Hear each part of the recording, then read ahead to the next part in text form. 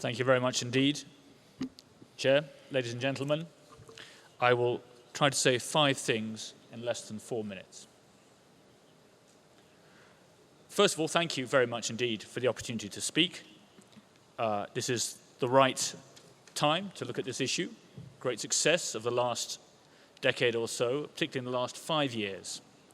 But still a lot more to do. As Guy Ryder said, 168 million reasons to continue to act.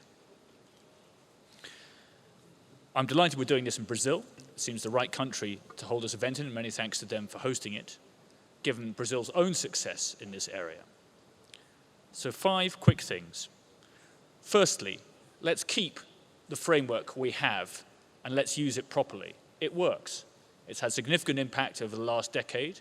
It should have significant impact over the next decade. The UK supports it. It supports it, for example, in the UN Human Rights Council. We co-sponsor a resolution. We support it through development programs. We support it through political effect, lobbying countries to actually make good on the promises which they have given in the past about tackling child labour. Secondly, it's great to be at a conference where you have so much of a role for civil society, a particular focus for us on business and in making sure that business follows through on its commitments. That's why we've launched recently a national action plan to implement the UN guiding principles on business and human rights in the UK. And we did that working very closely with, amongst others, Save the Children.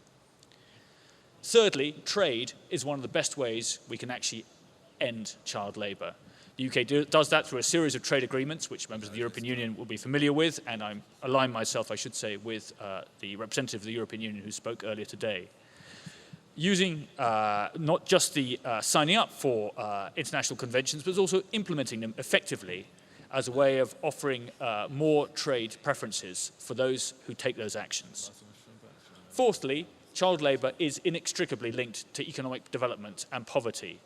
And it is to great credit to Brazil, I think, that they've managed to do so much with their economic development in the last decade to reduce their own levels of child labour through such programs as Brazil Sem Fome, Brazil Sem Miséria. So again, it is particularly appropriate that we should be discussing this issue in Brazil after so much success. Fifthly, education matters a great deal in child labour. There's a clear link between better educated children and reductions in child labour. That's a big focus for the UK, including through its development programme. That's why we've committed by 2015 we'll support 9 million children in primary education, at least half of whom will be girls. And I'm delighted to see that the sharper fall in child labour has been through girls rather than boys, a real credit to all the work that's gone on there. We also commit to supporting 2 million children in secondary education and supporting nearly 200,000 teachers. Education matters globally a lot in this issue.